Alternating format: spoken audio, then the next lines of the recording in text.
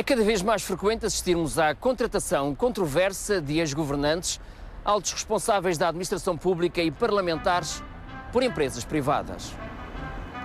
A responsável pela Unidade de Informação Financeira da Polícia Judiciária, pela consultora Ernst & Young, a ida para a Ongoing de Silva Carvalho, o homem que mandava no Serviço de Informações Estratégicas de Defesa, ou a contratação do procurador titular do processo BES Angola por uma empresa ou banco até hoje não revelados. Mas o tiro de partida mediático nestas transferências controversas teve lugar no Parlamento. O que é a Ongoing? O que é um grupo de mídia? O que é Ongoing? Passado pouco tempo, Agostinho Branquinho não só já sabia o que era a Ongoing, como tinha sido contratado por aquela empresa. Não há nada no Estatuto dos Deputados que me impeça de poder ter uma atividade profissional numa empresa, seja ongoing, seja uma outra empresa qualquer. Entendo é que quando se assume ou quando se pensam assumir posições executivas, se devem separar as coisas. Eu acho que mais claro do que isto e mais transparente do que isto e com mais ética do que isto, eu acho que não pode existir. O ex-deputado tinha toda a razão. Legalmente, nada impedia de o fazer. Aliás, como acontece em muitos destes casos. O que não deixa de ser de veras preocupante, uma vez que estas pessoas podem estar na posse de informação confidencial, fazer lobby junto do antigo serviço, de um partido político ou de um governo. E nesse caso, podemos estar perante uma situação de flagrante conflito de interesses. A Associação Transparência e Integridade tem tido um papel ativo na denúncia de situações a que os especialistas chamam o lado macio da corrupção. Sempre que um ator político, um agente público, um diretor da administração central ou local tem capacidade de influenciar um negócio que possa vir a beneficiá-lo a si próprio, à família ou à entidade onde presta o seu serviço profissional ou até à sua atividade empresarial, está num conflito de interesses que verdadeiramente devia chamar corrupção. Porque corrupção, na perspectiva do senso comum, não tem aquele sentido jurídico que tem no ordenamento jurídico português.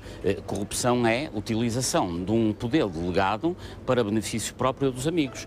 Com mais de metade dos deputados a acumularem funções no privado, alguns com meia dúzia de cargos, muitas vezes remunerados, o que a lei consente, em atividades tão diversas como a consultoria, a administração de empresas e a advocacia, entre tantas outras, esta questão assume particular relevância por se tratar do Parlamento, o órgão de soberania em que são discutidas e votadas as leis do país. Se um deputado é jurista, é consultor jurídico ou presta serviços jurídicos para um grande gabinete de advogados, cuja carteira de clientes nós não conhecemos, nós não sabemos se em um determinado momento esse deputado está ou não está a roçar o conflito de interesses, em que eventualmente estará a tratar de uma matéria que poderá ser do interesse de algum cliente que, direto ou indiretamente, beneficiou também da intervenção desse deputado. Uma grande parte dos conflitos de interesses ou das situações que são levantadas tem muitas vezes a ver com os advogados deputados ou com os deputados advogados. Não é por acaso que existem neste Parlamento 30% de juristas. O que é, em contrapartida, há um agricultor, há 2 estudantes. Quer dizer, isto é digamos, uma falta de reflexo da sociedade completa. A Assembleia da República tem 230 deputados, dos quais 66 são juristas. Entre remunerações, ajudas de custo e transportes, os deputados custaram em 2012 15 milhões de euros, o que dá uma média por mês de 3.315 euros por cada um. O bastonário da Ordem dos Advogados é dos mais acérrimos defensores do regime de exclusividade, mas encontra forte oposição a esta ideia. Quem exerce determinadas funções do Estado deve fazê-lo em exclusividade. Está a referir-se também aos parlamentares? Estou a referir-me também aos parlamentares. Em Espanha, os membros das Cortes, que é o Parlamento Espanhol, estão em exclusividade. Quem está a fazer leis para a República não deve estar a desempenhar outras atividades que possam, eventualmente, ter interesses conflituantes com essas leis. A nossa verificação sobre os rendimentos, sobre o património, não se deve circunscrever ao político em si. Até e o cônjuge, até e os ascendentes, até e os descendentes, até e aquilo que está em nome de offshores, até e aquilo que se compra ou que se adquire durante o mandato. Quer dizer, é só a entrada do mandato e no final do mandato. E acabado o mandato, digamos que acabou a obrigação declaratória. Sobre os deputados advogados, Mendes Bota vai ainda mais longe na entrevista que concedeu ao 6/9. Esta classe apropriou-se dos lugares chave dentro do Parlamento, se for à Comissão de Assuntos Constitucionais, Direitos, Liberdades e Garantias. Foi uma coincidência? Não, isto é uma coisa que vem de trás, portanto, começou com a 75, tem sido assim. Mas tem sido assim também, penso eu, porque não havendo incompatibilidade do exercício da atividade, portanto, foram-se acumulando e foram controlando. E é dali que saem as leis principais. É na primeira comissão, é o coração legislativo desta Assembleia, é preciso notar.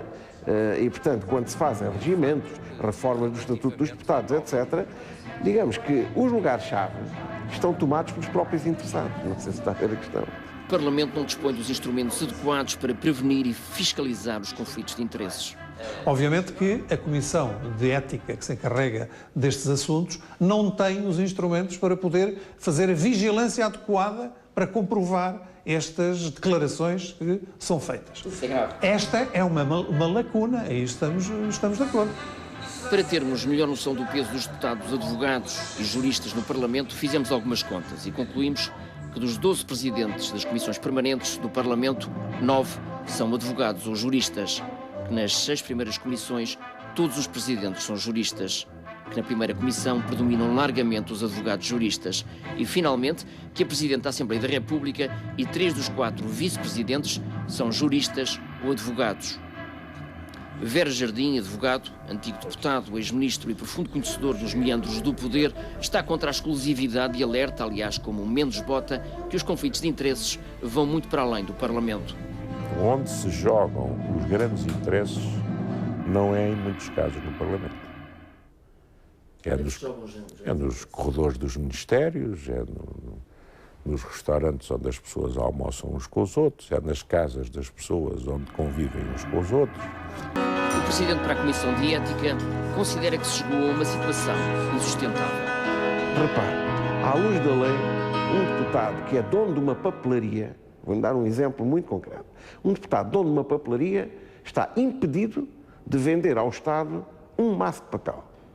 Mas um deputado que seja consultor jurídico de um grande gabinete de advogados pode prestar serviços ao Estado, através desse gabinete de advogados, por exemplo, numa parceria pública ou privada, em coisas que têm a ver com milhares de milhões de euros.